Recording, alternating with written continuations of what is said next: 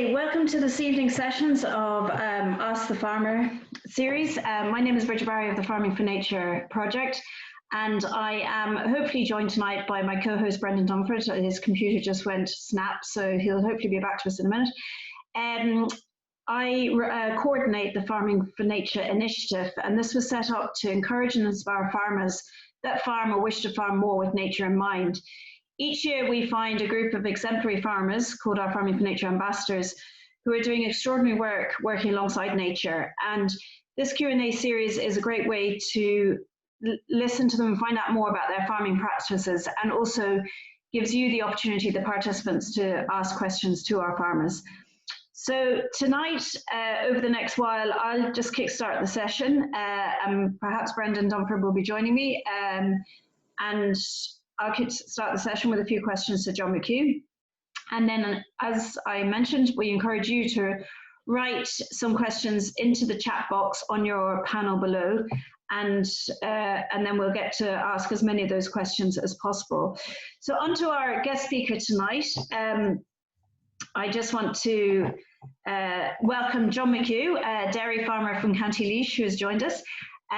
John was a conventional dairy farmer on 230 acres up to about 2015, and then he switched to organic. So it's an interesting story, and one that will obviously interest a lot of you, and I'm sure there'll be lots of questions for you, John.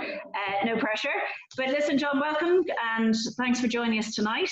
I might just start, John, you could maybe just tell me a bit about your own journey in agriculture, and also what that journey meant for your farm and how you changed your farm system around.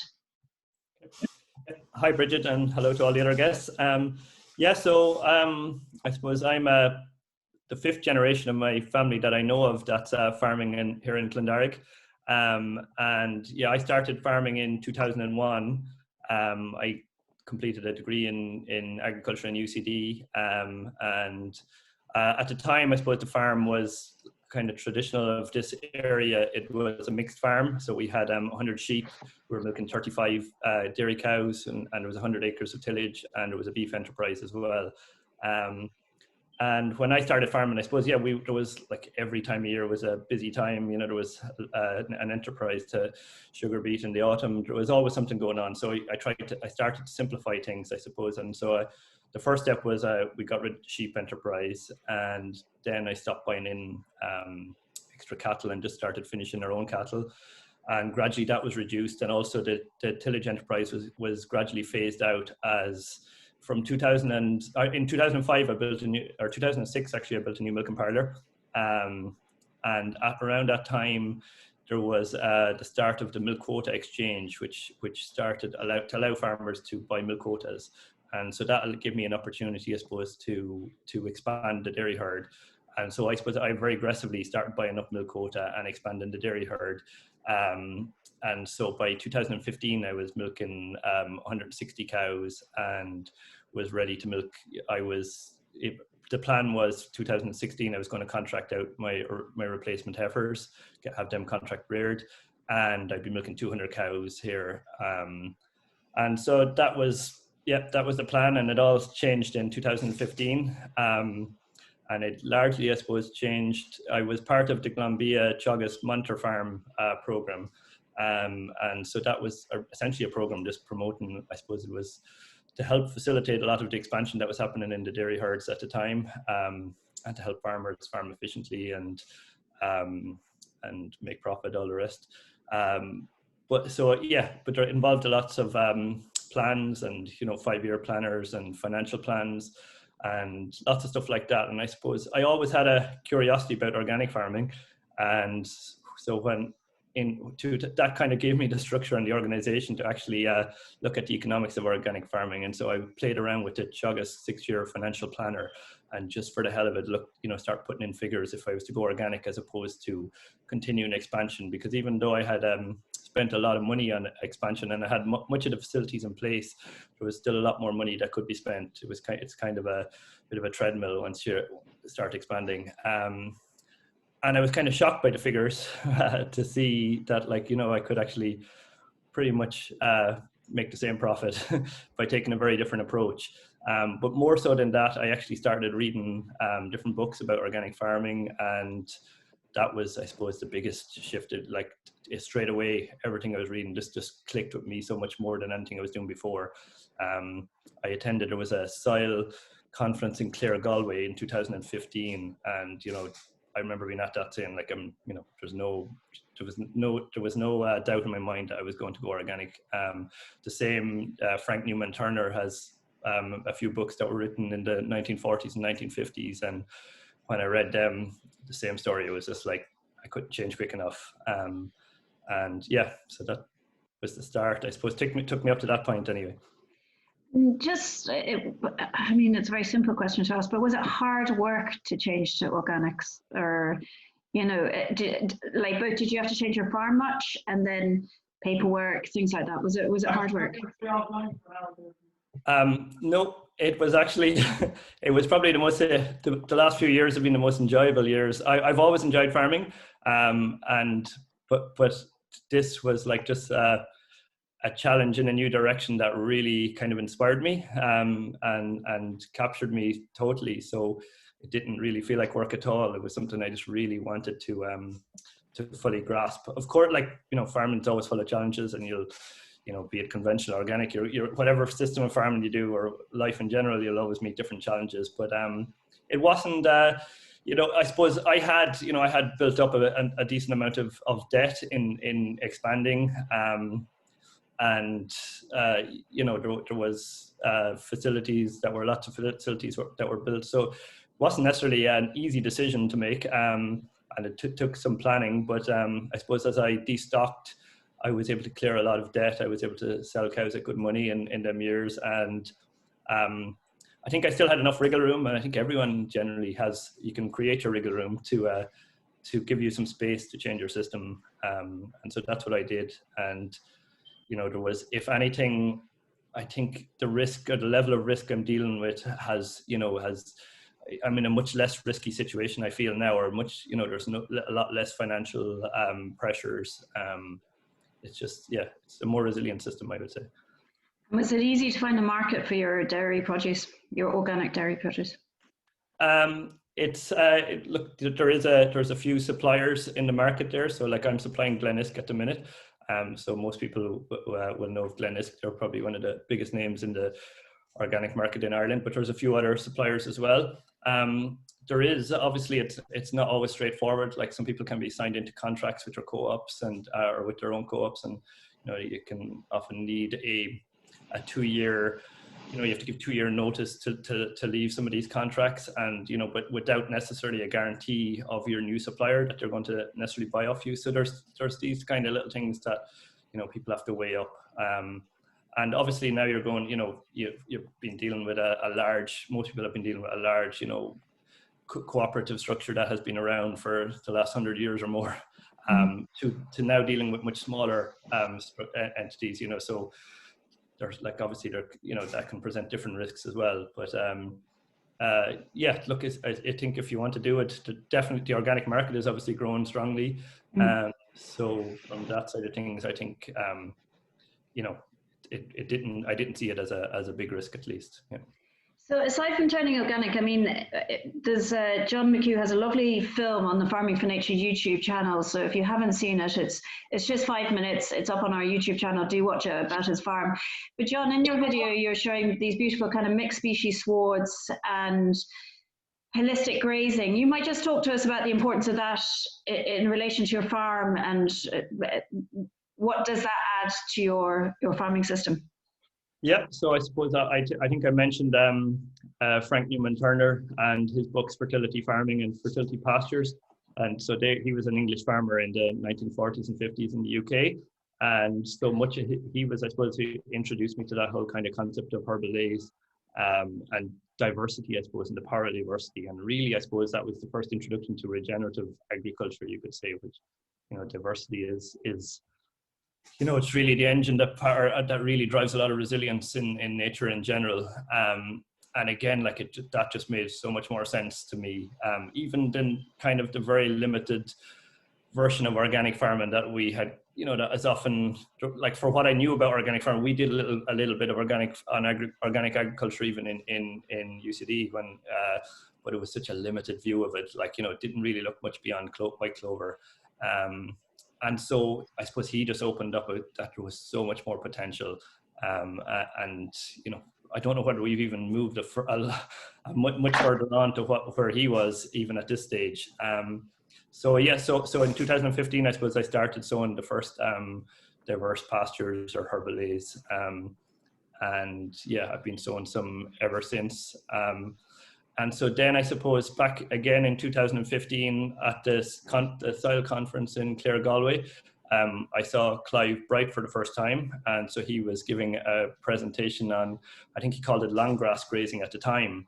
And so this was like mind-blowing stuff for me, because it was the total opposite to what I had been doing on my farm for, I was practicing golf ball grazing for the previous 10 years, which is, it's all about really focusing on maximizing utilization of the grass sward. So, wasting as little as possible, making sure it all goes through the cow. Waste is the wrong word, because, there's no such thing as waste really in that environment. You can be feeding the soil biology or feeding, but you wanted everything going through the cow. It's essentially not sharing anything maybe. And also maximizing the units of metabolizable energy in the grass. So by keeping it really short the whole time, you're maximizing the quality. But quality is not really the right word, because we're with a very limited view on what quality is. It's kind of making sure the cows have chocolate cake all the time maybe. And so this was total opposite of that in some ways, and that essentially it was a holistic approach to grazing really, where you're not just looking at the cow, you're looking at many different factors, and again that kind of very much resonated with me, and so it's something I started engaging a lot more and looking up about mob grazing then, on there's lots of stuff that you'll find on the internet about mob grazing. And then I suppose when it came to actually starting to put that into practice, so I suppose in 2016 I started on certain fields, and it's when you start trying it becomes a very different story, because you realize straight away I didn't like the concept very much of, or the term, mob grazing anymore, because to me it was a very limited way of managing it. But every farm has very specific circumstances on it, and the first thing, like most of my farm had been reseeded probably in the previous 10 to 15 years. And, anytime you're reseeding, you were always picking, 3 varieties of perennial ryegrass. And they'd all be matched for seeding dates. So you'd usually have most farmers would go for a late heading variety. So you'd also have white clover in the mix. But so essentially when the grass goes to seed, it pretty much all goes to seed at the same time. And that makes management obviously very easy in one sense, but from a holistic grazing point of view, it's not, it's not very positive. Where like in a diverse sward, you could have some grasses which will go to, flower and seed in April. And, you'll have legumes that will always hold their quality, and you'll have other grasses that will be much later. So there's always a mixture of more fibrous grass and more lush kind of vegetative material as well. So what you can do in that situation is very different to what you can do in a pure, a very near monoculture situation. And so holistic grazing, I think, kind of the word holistic in itself takes every factor into account, or is every factor that you're capable of, and also I suppose the importance of allowing plants to flower and seed, and because that's really where you start to see a huge portion of the insect life, and everything starts to benefit at that stage. And also, from a soil, like when you look at all, be it chicory flowers, and you see these lovely blue flowers, or yellow dandelions, or whatever, and you see them flowers, and you think of the colors in them and the pigments in them, and that requires special combinations of different elements that aren't required, that aren't often required in the vegetative stage. So that by allowing that to happen, it unlocks different minerals, I suppose, in the soil, and feeds different sets of biology and different, so it's all important. And you will also see huge jumps in insect life, and then in turn bird life, from just having seeds, and obviously much more insects there as well. So the term holistic grazing definitely resonated with me a lot, and holistic management, I suppose, in general. more so even than regenerative agriculture in some sense. But then at the same time, I suppose, not to lose sight of the continuous questioning. I think you still have to question even all of, be it regenerative and holistic reason. And I think when you do question them, you can find little faults in them as well that kind of point that we haven't found a solution yet, and we have to keep asking questions.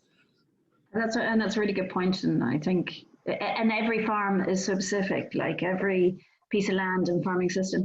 Just to go back on a few points there, John. So if you're a conventional farmer, what would you say to them in terms of how you manage your NPK? Are you doing it through your different kind of swords and when they're coming out, or do you have to, you can't do inputs? So how do you manage that? Yeah. So so I suppose, like, obviously what I done. So like, if you were to speak to a lot of various people who advise, you just even at Biofarm, a lot of people would often talk about a more phased approach to getting off of chemicals, where I went from, in 2015, having spread 240 kilos of nitrogen a hectare and the full allocation of phosphorus, and I can't even remember how much potassium, but a lot of potassium as well. So I went from that to zero the following year. But I was also happy to make stock and rate cuts. And so I can't say for me, it wasn't a cliff edge, because essentially I think it was a very controlled approach for me all along. And I was quite happy to destock and like, I could have a lot more stock at the minute, even if I wanted to, if I had a different maybe philosophy on where I wanted to go. But yeah, there's so many different approaches. So I suppose in that period too, I met a very inspiring person, David Wallace, who turned out to be just lived down the road from me, I suppose, and the Danu farming group also kind of developed from that, and that kind of, I suppose, looks more specifically at different approaches for intensive farmers, how to kind of phase off of the more damaging chemicals within the system. So yeah, there's a lot of different approaches. For me, I just jumped and was happy to jump. So actually, I haven't actually asked you the question of what is your stocking rate at the moment that's viable, and like, obviously your economics are important to you, so you obviously looked at your stocking rates compared to when you were a conventional farmer. So what is your stocking rate at the moment, and how's that viable? Like, what's viable for you on your farm? Yep. So my stocking rate at the minute is probably around 1 livestock unit a hectare. So that is very low, maybe. So before, to say, in 2015, I was at 2.9 livestock units a hectare. So that was at the limits of I was in derogation, and so to stock any further would involve exporting slurry or taking on extra land that essentially you're not fully utilizing. So I destocked, I suppose, to the first year I was at 1.7 or 8 livestock units a hectare, and I was probably managing more conventionally, but organic, obviously, but kind of doing 28-day rotations, different things like that.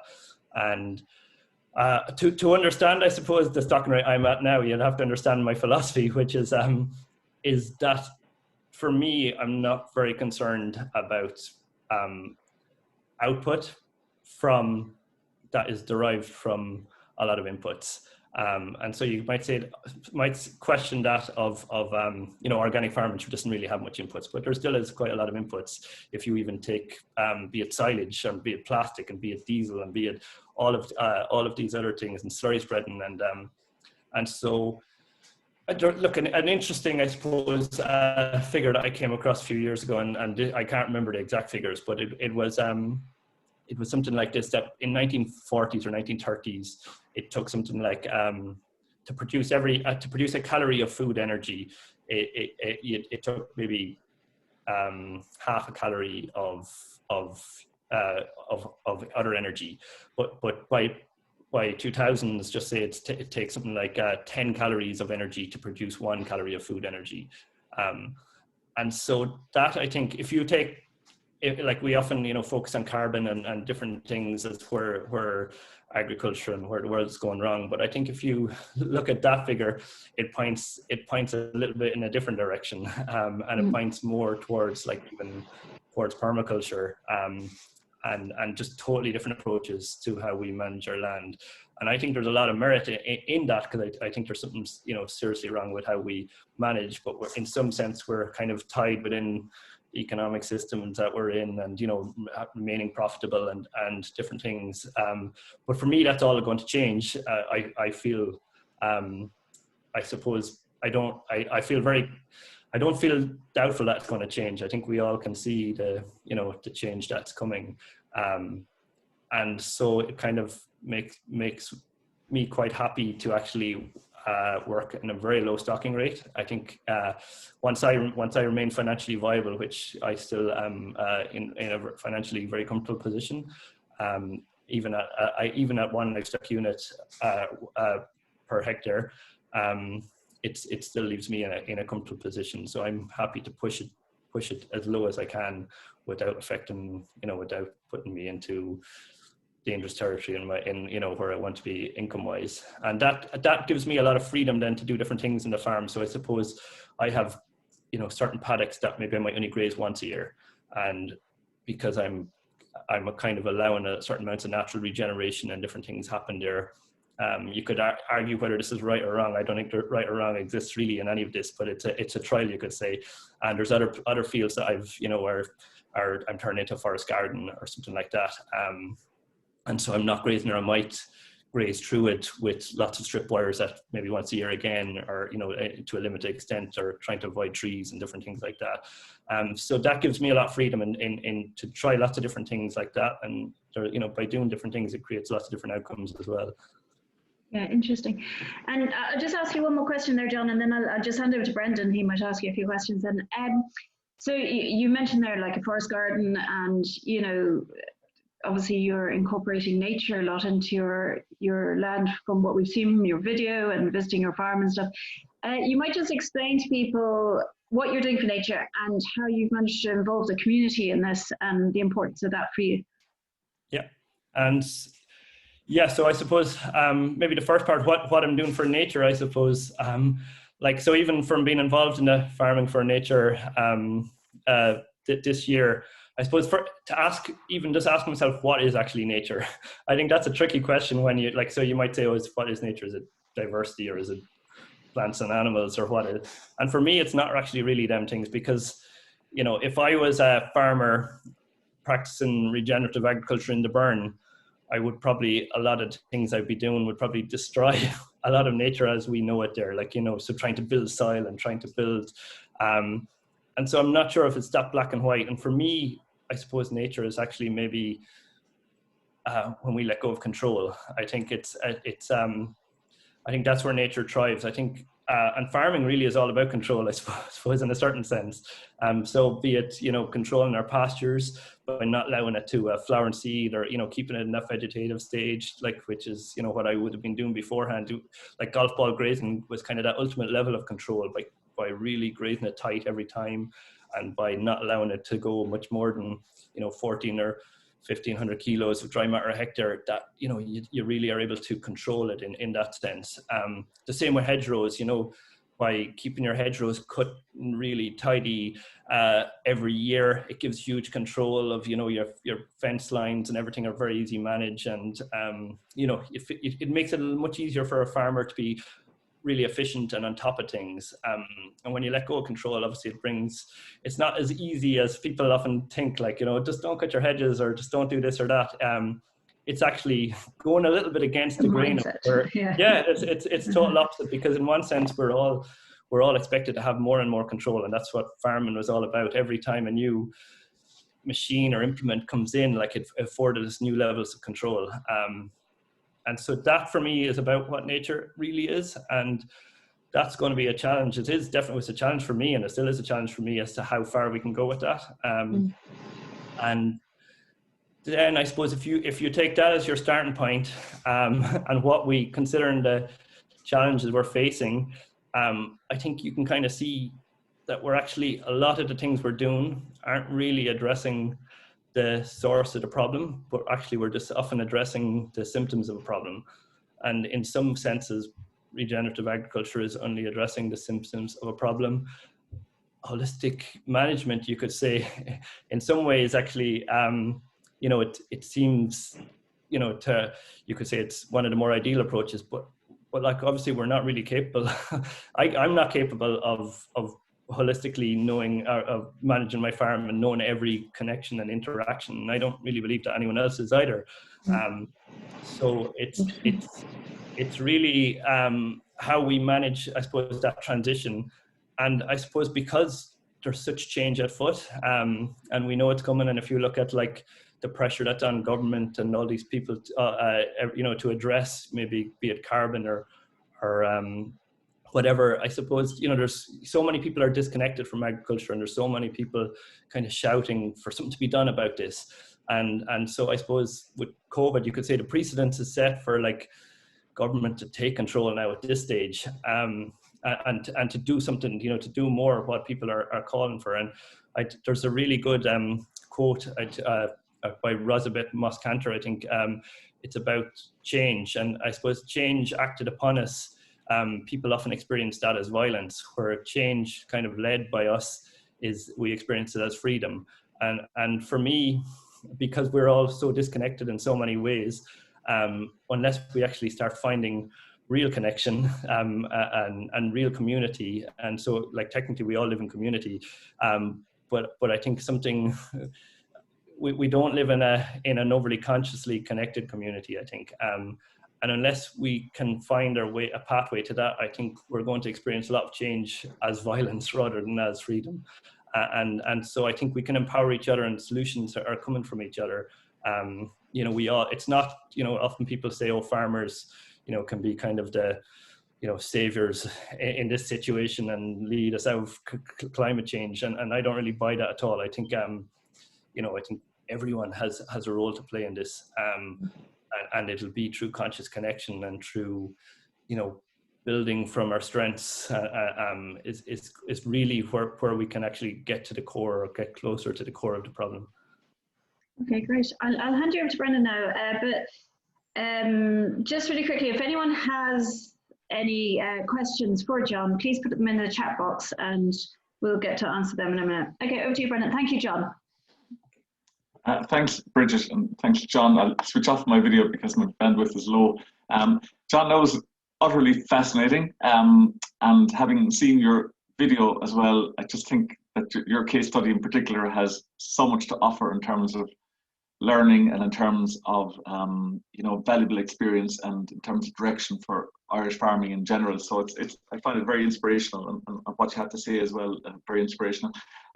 I know we've got a good few practical questions coming up, but I just wanted to kind of focus on the big picture stuff as well, because I think that's quite interesting, and you've obviously thought a lot about it. Can I ask you, in terms of you're looking for information on how to farm in the way that you do? I mean, initially you're with Teagasc, and now you've kind of gone on a different journey in terms of the organics, and I know Teagasc do have organic support as well, but right now, in terms of this regenerative farming and the holistic management and stuff like that, what's your source of information and advice? Well, I think the most important thing for me was actually starting to think for myself, and that to me is what I started doing in 2015. So up until that point, I was very much driven by kind of this social pressure, not even pressure, but like, I was involved in various discussion groups and was so expansion focused, and I had spoken to both my neighbors about taking on their farms, and even another neighbor further away, was potentially a second farm. And all of a sudden one day it just clicked with me, like, why am I doing any of this? It wasn't particularly what I wanted to do. It was just almost looking for approval from your peers. And so actually the starting point is starting to think for yourself and deciding what's right for you, and not necessarily believe in anybody. I suppose take everything you hear as gossip rather than gospel. But then obviously there's so much wisdom, and it's so much wisdom all around us. Like, so for me, like meeting David Wallace, who was worked in Teagasc before, and he just lived a few miles away from me, and like it was a revelation meeting him, because he was on so many of the same wavelengths as myself. And then things like Newman Turner's books, and I suppose then all of a sudden I realized there was so much more information out there. There was an explosion of information on the internet, and I came across Christine Jones and all of this kind of stuff. And then just reading as much of that and exposing yourself to as many of these people as possible, but at the same time, not necessarily just believing in it, blindly following, which is what we've done before. It's actually what resonates with you and what can you apply to your system, and constantly questioning. I don't think we can give up on that constant questioning. And biofarm, and John, farming for nature, all of these things are huge parts of that as well. And John, in terms of making the change that you made at the time, you said, I know you're very engaged in profit monitors, and you saw the figures for yourself that maybe there's a different way of doing things. But what prompted you to take the leap at that time? I mean, because often that's the most difficult part, isn't it? Because I'm sure there's social pressures, there's cultural pressures, because your neighbours are following a certain path, and for you to diverge from that path takes quite a bit of courage. So what was that motivation to push you over the edge into this new way of farming and new way of thinking, I guess?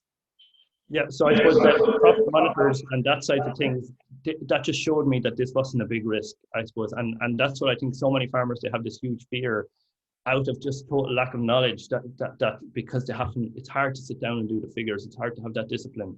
And that just showed me it wasn't a big risk either way. And actually there was huge flexibility to make mistakes and to do things. But like really what pushed me was, this was just calling out to me to do it. Like, it was, it just resonated with me in so much more ways than anything I was doing before that, like which when I look back on it, I felt I was just reacting to, as I said, kind of this, a herd mentality in a lot of ways. And look, in a certain amount as well, I suppose my father had went probably through a similar journey, like, in the 60s and 70s, there was huge expansion and land reclamation and different things happened on the farm. And then in the 80s, through various experiences he had, like he kept diaries all through his life that I can often read back on, and he described certain experiences he had, and where he had huge guilt, I suppose, how he treated nature and how he treated trees and all the amazing trees that he could remember from his youth that were bulldozed down and cut down. And he had, I suppose, a huge turning point, and where he actually then started planting huge amounts of trees and reinstating hedgerows and done a lot. And he won an environmental award in 93. And I suppose that kind of also, my father died in 99, but in some ways, as farmers, we often judge ourselves through the eyes of our parents. But in some ways, I suppose I also would have felt that I would have had his approval in all of these things as well. So that probably would make it easier as well.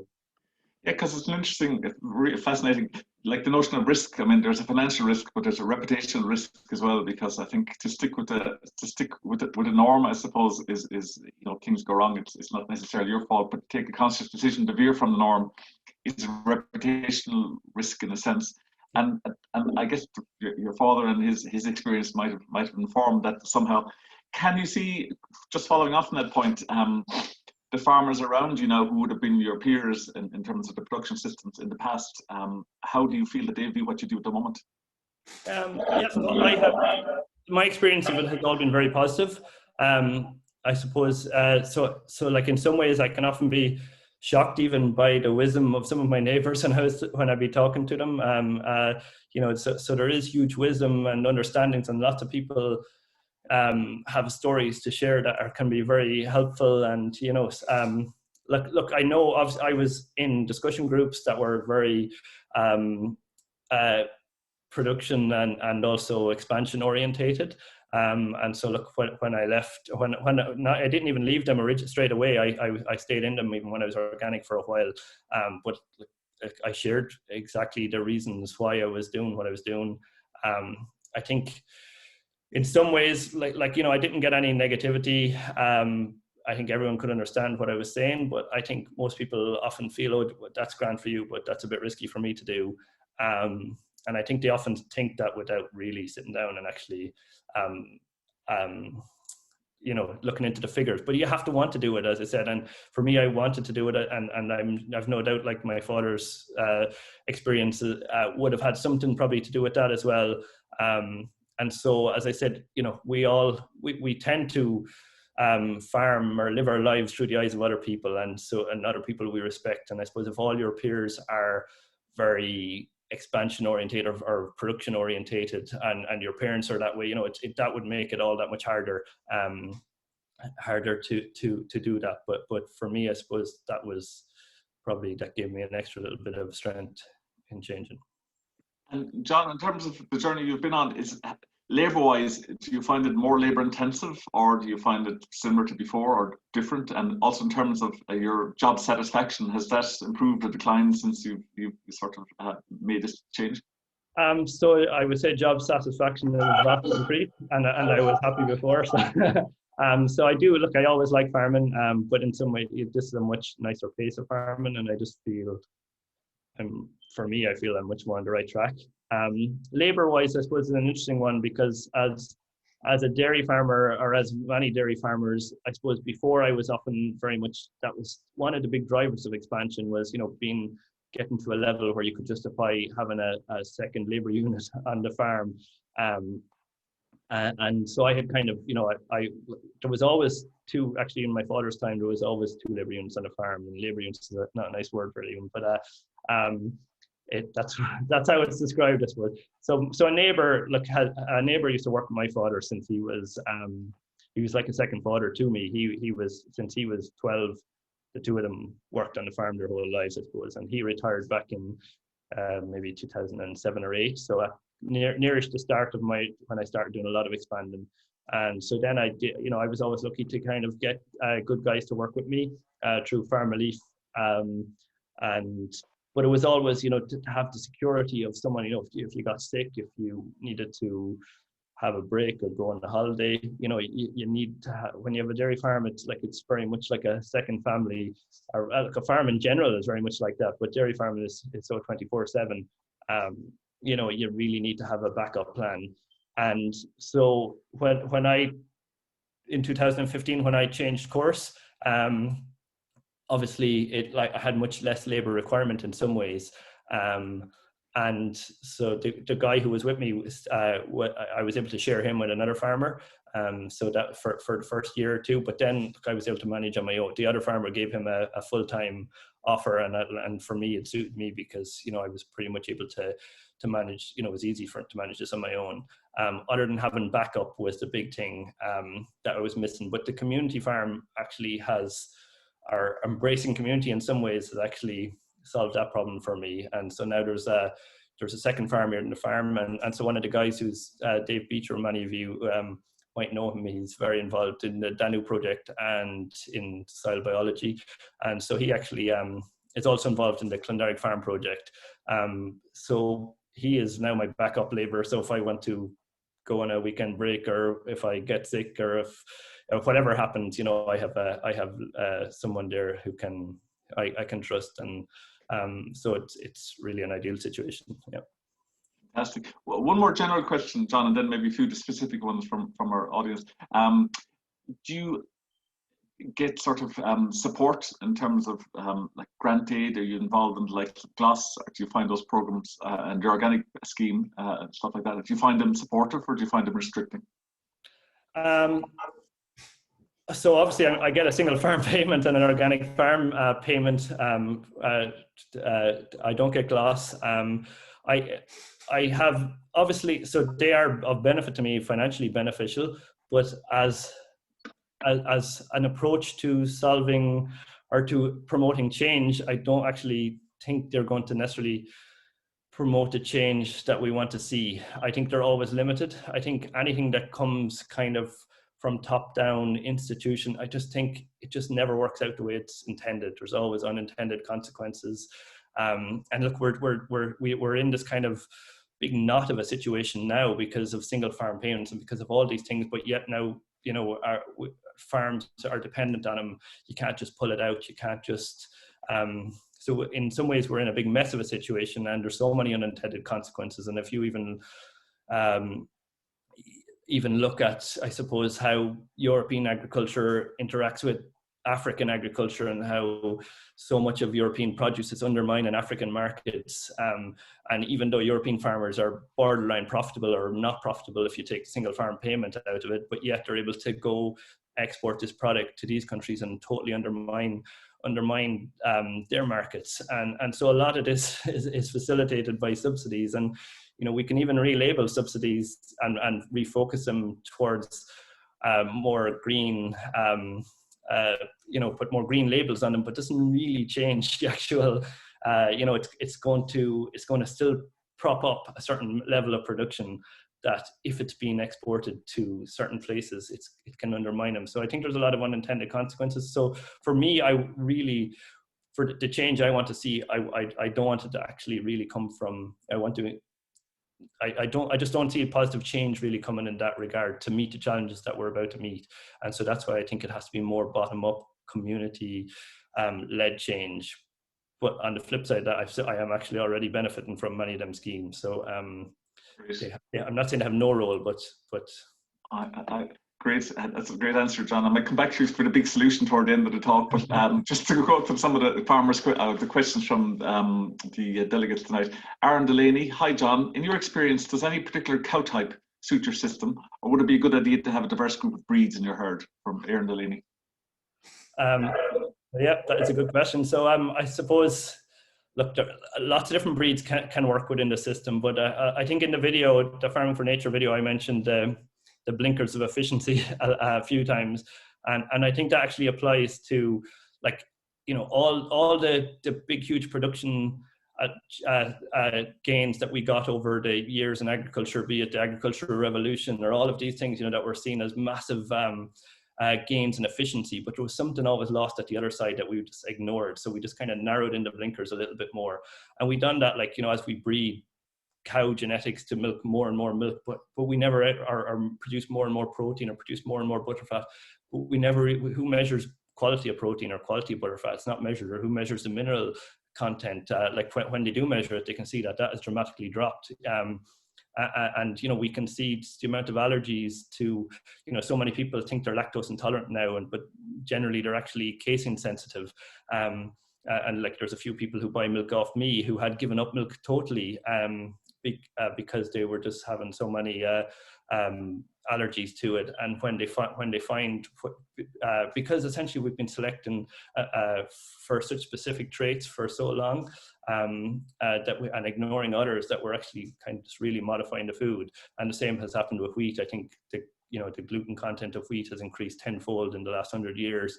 And lots of people who are gluten intolerant can eat einkorn, which also has gluten, but that doesn't seem to react with them. So there's a lot more to quality than what we measure. It's, again, the sky is the limit to how holistic you want to view that. And so from that sense, I have started moving back towards, so at the minute a lot of my younger stock coming through are Irish Miles, and so largely because I think they have been less meddled with and less just bred for single traits, be it protein or milk yield or butterfat or whatever. I think so. The blink, you were just trying to widen those blinkers of efficiency again, and yeah, there's production losses with that, but straight away, like, it's so super interesting to see just how much these animals will forage in hedgerows a lot more. They seem to be much happier, spend a lot more time picking in the ditches, just say, than the other breeds in my herd, be they Jersey or Norwegian Reds, or so they have much more instinct to forage a little bit more on other plants. Very good. Liam Cahill, great to hear your story, John. Do you winter milk? What type of housing do you have for winter? Cubicles, slats, or straw? What type of winter feed do you use? Yeah, so I do winter milk, but a very small amount. So I just have I have 15 cows calving in the winter time, and so I'm with Glen Isk. They originally required you to supply milk all year round. They're less concerned about that now, and so for me, I was also often tying with the ideas of doing stuff myself, processing the milk and so that was one of the reasons why I kind of started doing some winter milk. I was solely spring calving before I went organic, and I also feed zero concentrates or zero meals. So so even in the winter time, so any milk I get is essentially just all forage, and so that is a bit of a mind challenge too. You have to give up on what you view as acceptable milk yields. But the flip side of that is everything that's produced is, it's close to very little cost. So you get to keep it, you get to keep most of what you're producing. And so what I have, so I have a combination of cubicle slats and straw bedded. So I have some cubicles and I have quite a decent area of straw bed and slats as well.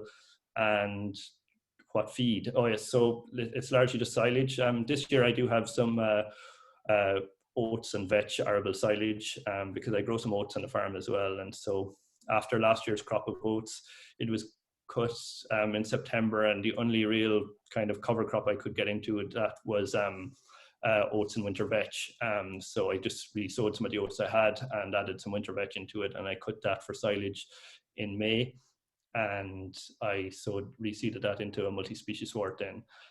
So that's what the milking cows are eating at the minute, yeah. Fantastic. Fabian, Jacob, what kind of yields, I know you addressed this partly, John, but what kind of yields do you expect from your cows on a very low input base, and is the health of the cows improved from a diverse diet? Yep. So the yields, I suppose, I'll be in the 3,000 litres this year. So that's obviously, again, probably a shock to a lot of farmers. So before, for instance, I was always measured in kilos of milk solids. I produced 490 kilos of milk solids in 2015, which would be around 5,500 litres at I think it was 3.8% protein and 4.6% fat or something like that. I can't give them figures now because they're not measured. Glennisk don't really send me protein and butterfat figures, and so it'll be in the 3,000 litres, and so obviously that's vastly different. If I manage differently, I could get a lot bigger yields within. Organic doesn't necessarily give you lower yields. It's just that's the management choices that I'm making, and I'm happy to make, and still I'm profitable on the basis of that.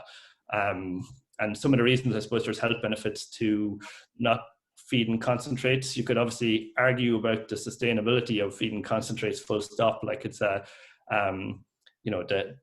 kilo of grain is worth a lot more in human nutrition terms than when it goes through a ruminant animal, which is a very inefficient way of producing milk. It might be economically efficient, but it's not necessarily environmentally efficient, and it also actually modifies the fatty acid ratios of omega-3 and omega-6 and makes meat and dairy a lot less healthy.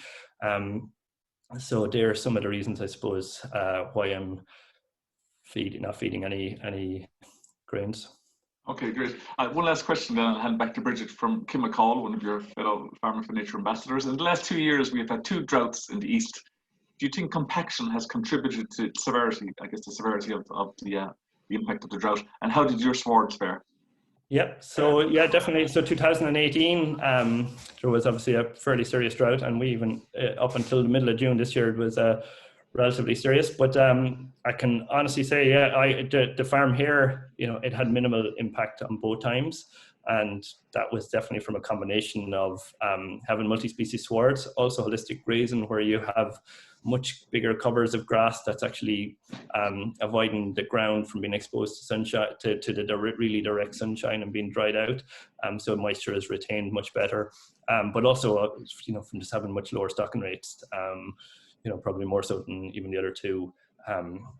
It just allows, again, you're just much more resilient from them extreme situations. But yeah, the soil definitely has transitioned. I think it's more notable in wetter weather than even in drier weather, because I suppose the infiltration rates of the soil, which is an indicator of compaction, has definitely vastly improved.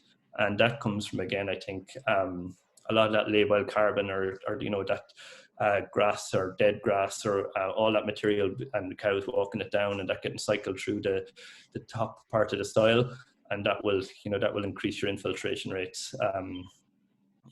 Fairly good. Yeah. Talking of soil, actually, there, John, I received quite a few questions to you earlier, and you've through email, sorry, and you've actually answered quite a lot of them. But one of them is from Bernard Harris. How has your soil biology been? Was it assessed before you started this journey, and what's it like now?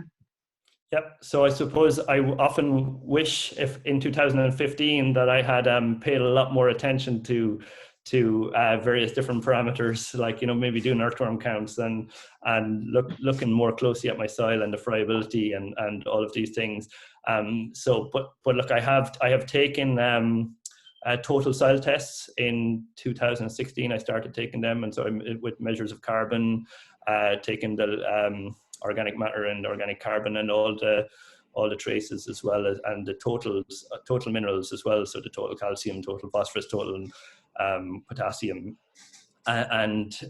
so look, there was no point in me going back really quickly and taking total soil tests again. It's better to wait 5 or 6 years to actually get an accurate picture on that. So I'll be due to this year, 2021, I'm due to start taking the first fields again. And so they will, I suppose, reveal, they will show up a lot of results. So obviously I can definitely see that the carbon has increased, and the labile carbon at least, a bit to being the carbon that actually cycles quite quickly, as opposed to like humus, which is probably going to take, humus is going to be more like growing the heartwood of a tree. It's not just going to appear overnight. It's going to take, 50 years to see a sizable increase. But another interesting indicator will be just say the availability of some of the trace minerals, so the borons and iron and selenium and coppers and all of these, which, because we often assume our soil is deficient in copper, but it's more than likely just that we didn't have any the right plants that were there to cycle the copper. So many farms have they see copper problems in cows and sheep. But like, perennial ryegrass or any of the grasses for that matter have a very limit, they have an upper limit to what copper is going to be in them, and it doesn't actually meet the animal's requirement. Where if you look at dandelions and narrowleaf plantain or ribgrass, like, they'll have 3 times the amount of copper that the grasses will have. And so without them plants in your sward, your copper cycling is always going to be limited. So that will be another interesting I don't have results on that yet, but I will next year. Interesting. Another question that I received earlier today was from a Richard H, and he's asked what cover crops, green manures, or composting do you use on your land? Yep. So I just started back growing oats 2 years ago. And so the first cover crop was oats and vetch. And so cover crop, maybe not the right, so that was actually a silage crop then the following year. And so this year my oat crop again, so it was harvested late, and I think it was gone too late for me to go and sow winter vetch even. So a lot of, it's greened up quite well just with various different grasses and some of the oats coming back, some of the oats that was throughout the combine to say. So it looks, it's quite a green. So that's essentially the cover crop for this year. So green manures essentially isn't really part, it's because it's mainly a livestock farm. So it's much more, focused on diverse swards and getting diversity into swards. Okay. Composting, yeah. So composting is, again, usually the manure is in the shed, and I usually maybe give it when the cows go out. I might give it one turn in the shed, or I might run the rotavator over it in the shed, and usually it's taken out into one of the empty silage yards and maybe turned 2 or 3 times in that yard before it's eventually taken to the field, and usually then it's just left in the field until it's spread. Okay. So on that, Liam Cahill has asked, do you mulch the grass if it gets too long? No. So No. I haven't topped or mulched or done any of that in maybe 3 or 4 years now. And again, so that's part of just allowing that cycle to happen. So if I mulched the grass, yeah, of course I could bring back and have all really lush, lovely grass. And if that's exactly what I wanted, but when you don't mulch the grass, you'll have lush grass combined with stemmy grass, combined with dead material, combined with everything, and obviously, that's 100, lots of different habitats all in one for be it spiders and every kind of insect, and also it's a selection of material for the cows as well. They have more fibrous material along with lush grass, so it's, from that point of view, it gives the cow more options, I suppose. So just with the long grass grazing versus the golf ball grazing, as you were calling it, do your cattle outwinter longer? Not necessarily. So again, like with golf ball grazing, you could still manage it. I suppose obviously I was conventional when I was golf ball grazing, and so I had nitrogen within the system. At the minute, how I was managing it the last few years, I suppose I was probably not going out as early as I used to when I was conventional, because I was trying to let the grass kind of have I didn't want to go out too quick to get it. I wanted to let the grass to build up a big cover so that I could go into longer rotations. So if I went out too early, I could get maybe stuck in a short rotation at the start of or early in the year, and maybe the grass mightn't be able to get ahead of me as quick. Whether that's right or wrong, I can't say. I'm probably doing it slightly differently this year. In that, so I still have my dry cows are still out, and my young stock are still out grazing, and could be grazing for quite a considerable time yet, if weather remains. I'm kind of inclined to think that not having that winter impact, or the animals not having that winter impact, is actually restricting the increase in diversity. So, obviously it's slightly unnatural for us to house all our stock in the winter time. And we often, I think almost we're overprotecting the soil in some situations, and we're not creating the little niches for different plants to and just break the dominance of some of the grasses even, so, like any kind of poaching is obviously considered such a bad thing in modern agriculture, but I'm not sure it is such a bad thing. It was part of, like, anyone who's read the Wilding book, about the Nep's estate, and, they can see how, again, just by taking, I suppose, away a lot of control, how we can see how so much nature has flourished. And, be it, I suppose, holistic management tries to mimic nature as much as possible as well. So I'm grazing probably much more. This winter, I'm kind of grazing out a lot tighter, which will have implications for the amount of grass I have in the springtime. But again, I don't know whether anyone has right or wrong answers to all of these things. It's just experimentation, trial and error, and every season will present something different anyway. So. Of course, yeah. So Rosia Ruiz has asked, have you finished any cattle in the organic system? Has it been financially viable given the higher feed costs and difficulties in managing common parasites? And also, has the under 30-month criteria been an issue for you? Nope. So I can finish cattle, no problem. So most obviously, so my herd, I suppose, traditionally, the background of the herd was originally British Frisian, and moved on to kind of New Zealand Frisian, and then Jersey. And then I moved to kind of, I played with Norwegian Red a little bit, which have been selected for health, until Irish Mild. But I suppose that Jersey influence brings an early maturing element to the herd. And so I find, I feed no concentrates, obviously. So, but I could finish cattle at 24 months, no problem. Maybe, I suppose, what our view of finished animal is, if you're used to finishing big Charlies, and that might again provide a mental challenge, but it's not an issue in my system.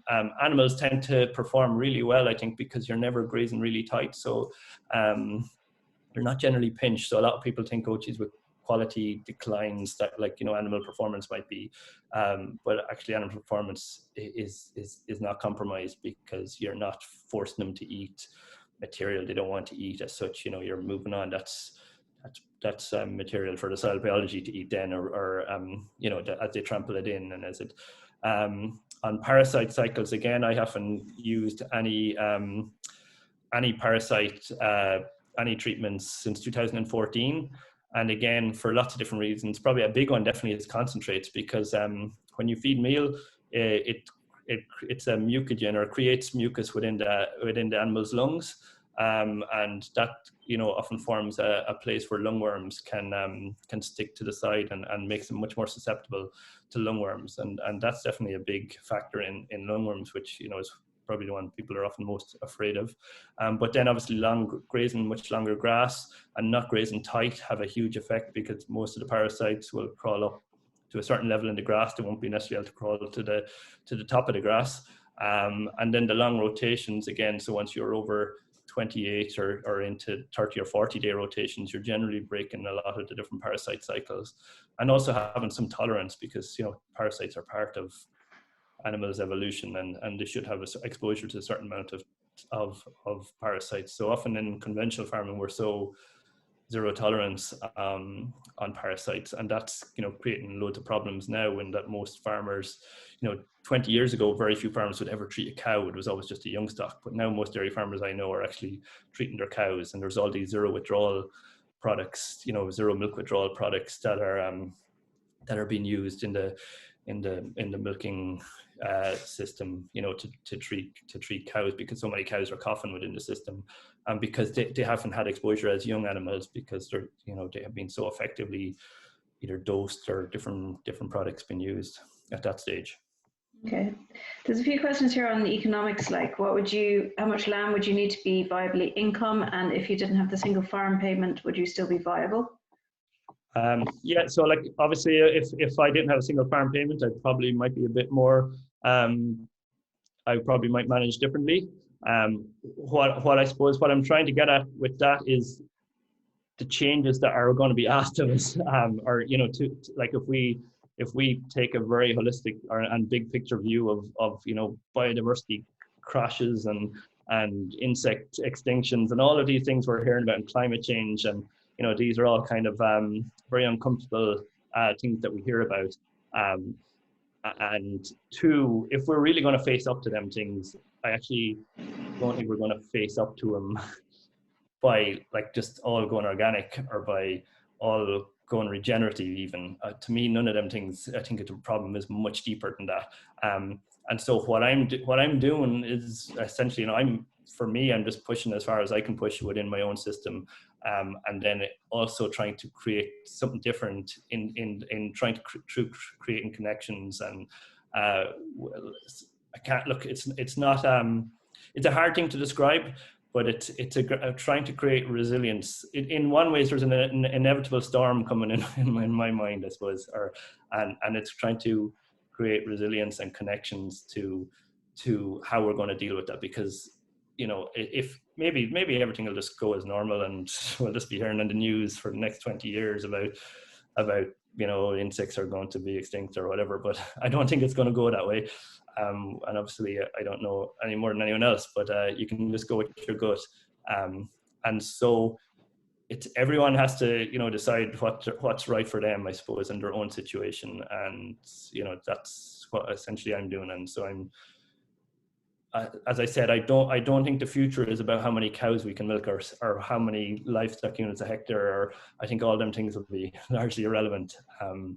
It's they're not really measures of efficiency in my mind, or how we measure efficiency has been totally defined by an economic system that is flawed in many ways. And so efficiency in nature is something very different. So the word efficiency has been largely corrupted, really. And so we're kind of stuck in this little box, and it's hard to think outside that box, I suppose. But that's what we'll have to do to get out of the kind of challenges that we're about to meet. That's a really nice, I think, end to this talk as well, John, because we could keep going for ages. There's loads of nice comments coming in, and thank you so much for your time and sharing your philosophy. I just have one last question for you. How hopeful are you for, I suppose, nature on farms and farming in general? But you've kind of covered a bit, but if you were to give a final word to everyone, and also what anyone could do and everyone can do on their farms, whether they're conventional or not, what would it be? Yep. Well, I would say I'm 100% optimistic that I think everything will work out. It can only ever but work out. But that doesn't mean we won't have huge challenges until we get to that point. And so really, I suppose, like, lots of things are unraveling, and lots of, which is very uncomfortable, but I think things that are unraveling are just things that never really served us, but we obviously feel very attached and aligned to some of these things. And in a lot of ways, what we're really often fighting for is we're fighting to save a failing system. And because we don't know anything, the system is the only thing we know. And obviously, it's hard to give up on that. And we're looking at ways of how to make agriculture work within that system, and different approaches to make it work. But really, the problem is the system in a lot of ways. So the solutions can never come from within there. But like, yes, so like, obviously whatever, I suppose, thinking for yourself for me is really asking questions, and not just going with, okay, what you feel is right, or what your parents done, or what your neighbors think you should do. I just actually think really thinking for yourself, and also engaging, I suppose, as broadly as possible. So like, not limiting what we're conscious, like, we can often to find answers that we're comfortable of, we often limit our consciousness, like, of the problems we're facing. So like, we can, if we limit it to carbon maybe, and carbon being the big problem, then we can say, okay, in regenerative agriculture, we can all mob graze and capture loads of carbon and fix everything, and we can all have electric cars or whatever else. Like, but if you can ask much deeper questions that bring us, that can maybe undermine that whole argument. And so I think you have to keep questioning, and just embrace the journey that we're on, I suppose, and accepting that that none of us know the answer, and that I often think it's presented that we do know the answers, that all the answers are there, and it's just, so we just have to implement them. But for me, I haven't met anyone who knows all the answers, and I definitely don't know all the answers. So I think that's kind of a humbling, accepting that, and then you can't really feel high and mighty about any of it. You just kind of do what you do, and you don't know whether you're wrong or right, but just do what feels right. That's a really nice way to put it. And I think, like, one size doesn't fit all, but also that each one of you are, experts of your own land, and you know what's best for it, and how to kind of drive that forward is really important, to kind of look what can be found around, and added to it, and stuff to make it best. John, thank you so much for joining us tonight. It's been an absolute pleasure. I've loved hearing about your philosophy, your farms, the changes that you've made. If anyone has been watching and missed part of it, or anyone they know would like to see or listen to John's talk tonight, it will be on our YouTube channel by tomorrow afternoon, hopefully.